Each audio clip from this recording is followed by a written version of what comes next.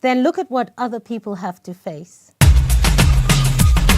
Every successful person has faced difficulties in their life and career. My guests will share with us the challenges they have overcome on the road to success. Every week we'll follow their story right here in Life with me, Patti Boulaye. Hello and welcome to Life with me, Patti Boulaye. Now my guest today is Alison Knowles. She trained as a therapist but likes to be described as an Ollie Coach. Now, we all know that in life here, it's all about sharing challenges, failures, successes that people have faced and coped with and how they dealt with the problems. Alison? Hello. Welcome. Now, you know, I invited you to chat with me today because I admire the work Thank you. that you're doing. I know we had a conversation about it, but you work with people of all ages, helping them to remove limiting beliefs, fears, phobias, and negative emotions. That's right, yeah. Yeah? Yeah. But before we talk about that, what I want to know is how you actually got to be an Ollie Coach. How long have you got? I left school with not a lot of education, and I'm in my 50s now. So when I was at school... You're a baby. Yeah, okay. So when I was at school, they didn't recognise dyslexia, and I have it for both letters and numbers, so I really, really struggled. So as soon as I could get out of school, I did. And then we had some family stuff, which we'll just park for now, maybe next time. So I didn't leave with any qualifications, so getting the job was going to be really tough. Even filling in an application form was a no-go for me. I couldn't read, it wasn't going to happen. The only thing I had, fortunately, was, and I used to use it for protection, was I used to make a fool of myself. So I always used to be the clown in the group. So from that, I learnt to sort of chat and banter a bit, and that got me my first sales job. Interestingly, it was selling mobile phones. Do you remember back when mobile phones were this big? Oh, tell me about it, yeah. I was really good at selling them, okay, but I thought, this is never going to take off, so I got out. Look what's happened. I could have been a millionaire by now. So I started there. Long story short, I ended up working in demolition, which was great fun, and here in London. So taking down some really iconic buildings. And again, just because I was a salesperson, I was good at getting contracts and keeping the peace. And I think there was two reasons I was doing that. One, it was the only thing I could do, and also it was the only thing that gave me what I needed back then, which I think is my biggest learning, this sense of being good enough amongst my peers. Everyone in my world at that point had degrees. They were lovely people. They never threw it at me. But I always had this chip on my shoulder that I wasn't smart enough. But in this demolition company, they gave me a nice car, and I got to wear nice suits, and I was earning enough to go on nice holidays. So it kind of made me feel, yeah, no, I fit in now. And I got made redundant, and that took my knees out, as it does with everybody, because it's, you know, people forget that actually it is quite a personal thing, isn't it? Especially if they only two of you go out of the whole company. And I thought, I've got the choice now. I can go back into something that I really wasn't enjoying. I'd come home on a Friday night and say, yes, I blew another building up today, and I blew the right one up even though I've got dyslexia. Ha, ha, ha. That gets really boring after a while. Or I could have a look at some stuff that I really like. And I have a lovely supportive partner who said, well, come on in. You go on about not having an education. I said, well, I've always wanted to work with people. I don't understand why people are horrible to one another. Why they're cruel, why they judge. What all that? I don't get it. I'd like to do something with the mind. But of course, I have no qualifications, so I couldn't be a psychologist. So the first thing I did was go on a hypnotherapy course. So you maybe don't want to be doing that, because it works. It's all right. I'm good at that too. Oh, this could be from you throwing... We're good at it, yeah. Well, the hypnotherapy course came with exams. So I had a bit of a meltdown halfway through and nearly walked out because of the exams. But what I noticed was, for the first time in my life, I found something that came natural to me. I could sit in front of a person and I kind of knew what was going on with them. And that's not me, oh, you're a number 34, you've got anxiety. It wasn't that. I could feel their emotions, and I didn't, no idea what was going on. So I found something I was naturally good at. So then we decided, well, OK, I'm going to set up as a therapist and I'm going to change the world. So I said to my partner, right, I'm going to do this. I want an office in Harley Street and I want a Mercedes-Benz. Brilliant. It's true. And my partner, who knows me very well, knows I don't stick at things, said you can have a hut in the garden and a moped. And that's what I got. And that's where it's true. That's where it started. I still have the hut in the garden. I don't have the moped because I was hurting myself on that. And people started to come to me, and I was using my hypnotherapy. By then, I'd done some CBT training, cognitive behavioural, which is what you need for the NHS. Yes. And I'd done play therapy, anything. I suddenly found a passion. And I was doing all right, and I was really, really helping people. But there was always this sense of, when someone walked through the door, I'd listen to their story and say, "Oh, you're a number 39. Hang on a minute." This. And it wasn't right, because they weren't a 39. They were who they were, but I had nothing in my toolkit. And then what really did it was one day somebody brought me a child, because I'm quite childlike. They thought I might be able to help. And I remember it all my life, because we were talking before about what kick-started you. This kick-started me. And I've got this lad here, and I said, "Hello, what's your name?" And his mum said, "This is Arthur, and he's angry." I went, "Oh, right, okay." Mum had decided Arthur's behaviour was anger. Anger. And it is angry. So I said, "Oh, Mum, can you give us 5? So I said, "Hello, Arthur, I'm Ali. What's going on with you?" And he went, "I'm angry." I thought, this is going to be fun. How old was he? He was about 10. Okay. I said, "Can you tell me anything else about you?" He went, "No, I'm just angry." "How do you know you're angry?" "Everyone tells me I am, so I must be." Nothing I could do could get through to this kid. And it would have taken me months and months with the therapy that I'd used before. But then something weird happened, and I'm still calling it weird, and I know we've had discussions about this. I don't know why I did this to this day, but something just happened. I just reached across to him, and I said, "What's this, Arthur?" I went, "Oh, got it." I said, "You're not angry, just this little..." "Oh, he is angry, isn't he?" And I just started talking to my hand. Now, I could see him out the corner of my eye, and he's going, "You're a loon. Mum, get me out of here. I won't be angry anymore." I could just see he's... But I started, "Why are you angry?" I said, "Arthur, he won't talk to me. Can you hear what he's saying?" And Arthur's like, "You're a nutter." And you could see him backing out. But within a few minutes, because I'd taken it away from Arthur, I said, is he angry? Is that right?" And all of a sudden, Arthur went, "I think he's scared." And I thought, "Ali, don't react, because you want to go, yay!" I know, yeah. Will you keep it calm? I said, "You're scared, Arthur. Is that right?" And he said, "Yeah, he's really scared." And I said, "Oh, Arthur, what are you scared about?" I said, "He won't tell me." And he said, "Arthur's scared because his uncle keeps coming into his room every night and he's not allowed to tell anyone." I was like... That would have taken months and months and months. And I thought, oh my God, this is powerful. Dealt with that one, made sure the child was safe, did all the things I had to do to make sure that stopped. And... Tell you what, sorry to cut into No, you. go. You know, when you said suddenly, because Yeah. you didn't know what to do, and you did that, Yeah. I No. No, I think because I believe that, well, you know that. You know this. I don't know what your faith is like. But there's a spirit and people that one connects with. But most people look at clothes, especially when you're working with children. They connect with the spirit.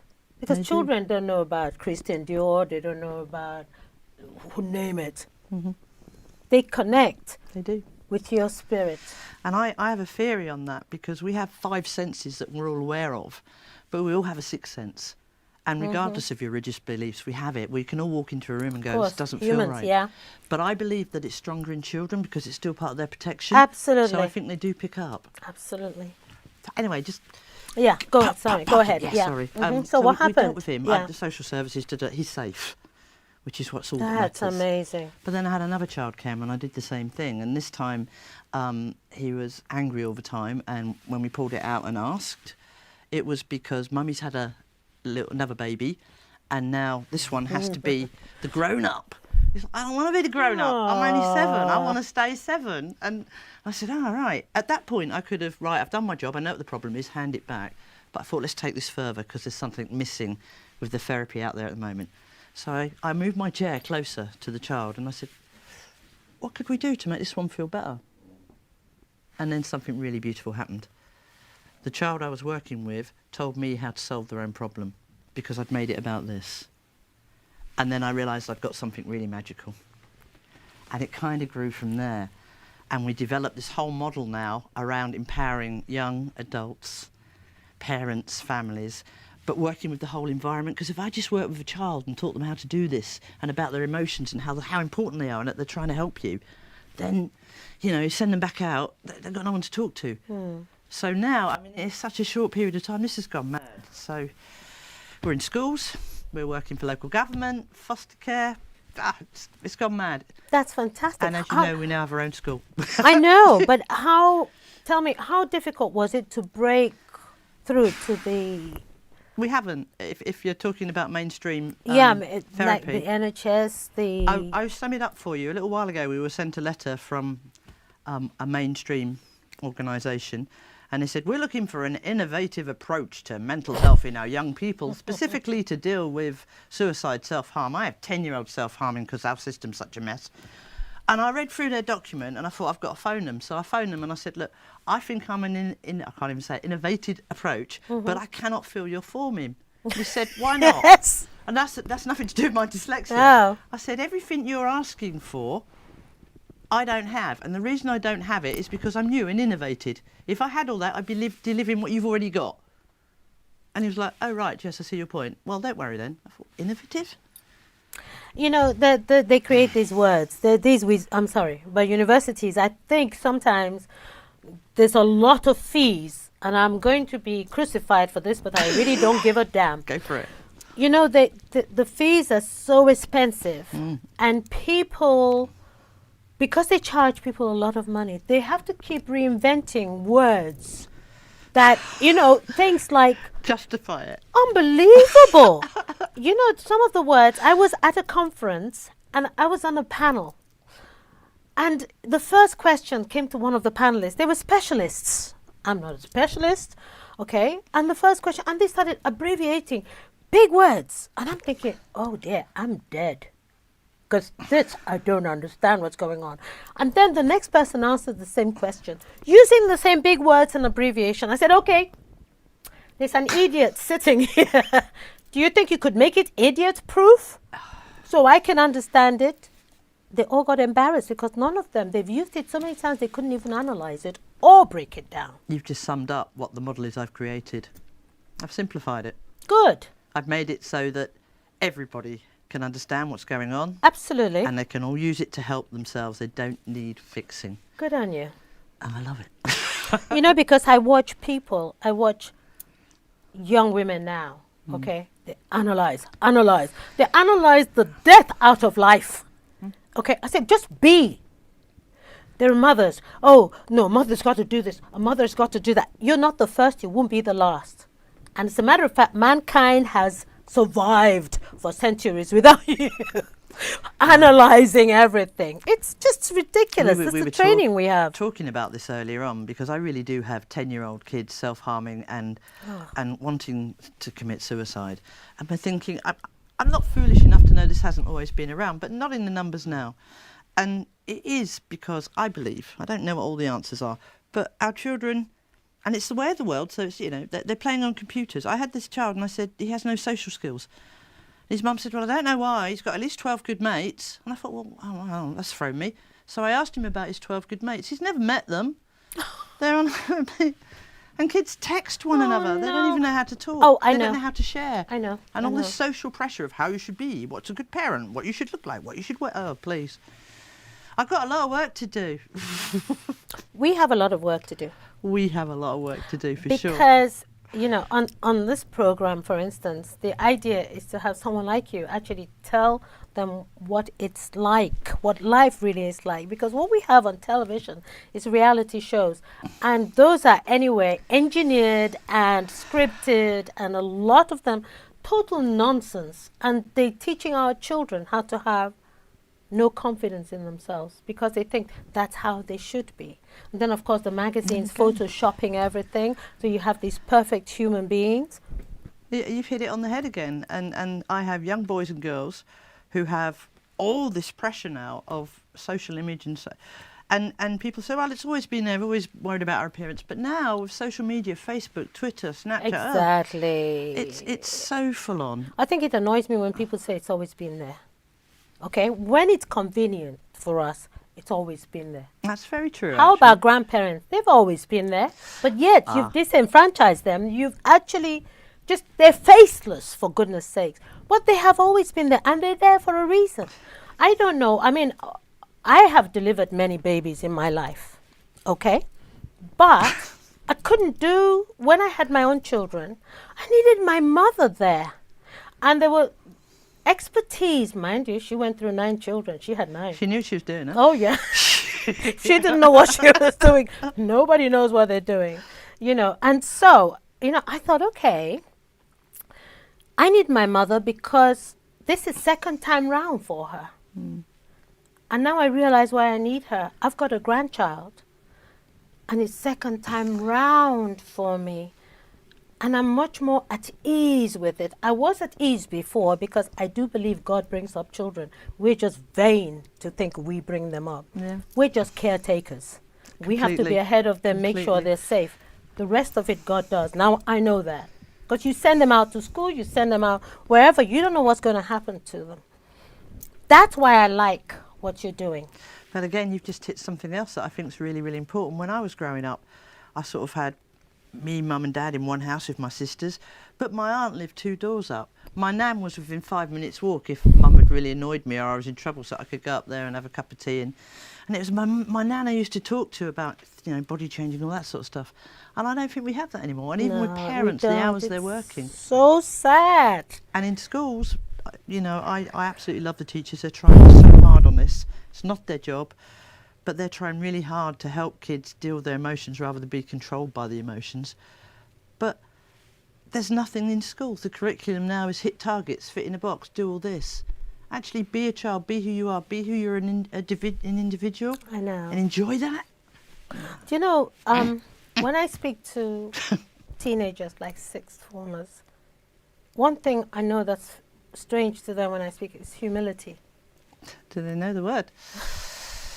Actually, I was surprised because the last school I spoke to, and I was very surprised that the head girl actually picked up on it. And when she came to me, she said, we've had people come and talk to us, but nobody ever mentioned humility. And she said, that was special. And I thought, whoa, seriously. I mean, was she 17, 16, 17? And I thought, that's fantastic. Because if you recognize humility, if you're humble, my goodness, you are on top of your game. But Because again, you know who you are, you know what you are, your capabilities. But people think that being humble is bringing you down. No, being humble is knowing that I can walk out there and not even get home. Because this body is so fragile, and I'm gone. And if we turn full circle, you asked how I got into it. I needed to have the big car and the suits.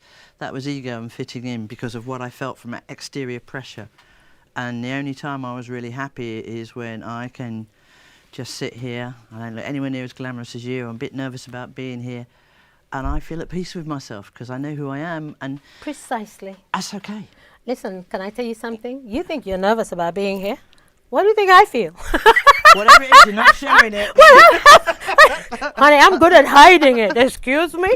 I'm very good at hiding it because one thing I realize is that a lot of us fake it until we make it. As a matter of fact, we never make it really because every day you get up, it's a new day. But that's the lovely thing about you. You are prepared to admit that. But you're right. Most children, they see all these people on TV and all the money and the clothes and the stardom. And they have no idea that there were knockbacks or that it doesn't just go from get up one morning, as you were saying, and there you are a star. Well, I'll tell you something. And then they can't cope when it doesn't happen. When it doesn't happen. I went to speak at a school, actually it was a conference in Africa.